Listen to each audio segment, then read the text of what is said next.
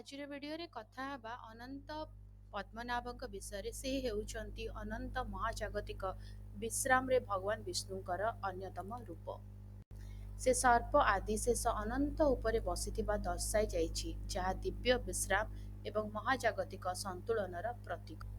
ତାଙ୍କ ନାଭିରୁ ବାହାରୁଥିବା ପଦ୍ମ ହେଉଛି ସେହି ସ୍ଥାନ ଯେଉଁଠାରେ ସୃଷ୍ଟିକର୍ତ୍ତା ଦେବତା ବ୍ରହ୍ମା ଜନ୍ମଗ୍ରହଣ କରନ୍ତି। କେରଳର ତିରୁବନନ୍ତପୁରମ୍ ଶ୍ରୀ ପଦ୍ମନାଭ ସ୍ୱାମୀ ମନ୍ଦିର ଏହି ଦେବତାଙ୍କୁ ସମର୍ପିତ ସବୁଠାରୁ ପ୍ରସିଦ୍ଧ ମନ୍ଦିର ମଧ୍ୟରୁ ଗୋଟିଏ।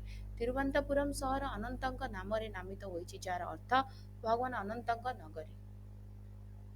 ଏହି ଦେବତାଙ୍କୁ ତ୍ରାଭାଙ୍କୋର ରାଜପରିବାରର ପାଳକ ଦେବତା ଭାବରେ ମଧ୍ୟ ଜଣାଶୁଣା। ପୂର୍ବତନ ରାଜାମାନେ ନିଜକୁ ପଦ୍ମନାଭ ଦାସ କିମ୍ବା ଭଗବାନଙ୍କ ସେବକ ବୋଲି ଉଲ୍ଲେଖ କରନ୍ତି। ଭିଡ଼ିଓଟି କେମିତି ଲାଗିଲା ମୋତେ କମେଣ୍ଟ କରିକି ଜଣାଇବ। ଯଦି ଭଲ ଲାଗିଲା ଭିଡ଼ିଓଟିକୁ ଲାଇକ୍ କରିଦେବ, ଭିଡ଼ିଓକୁ ସେୟାର କର, ଚ୍ୟାନେଲକୁ ସବସ୍କ୍ରାଇବ କରି ବେଲ୍ ଆଇକନ୍ ପ୍ରେସ୍ କରି ଅଲ୍ ନୋଟିଫିକେସନକୁ ଅନ୍ ରଖିଥା। ରହୁଛି, ଦେଖା ଆଗାମୀ ଭିଡ଼ିଓରେ। ନମସ୍କାର।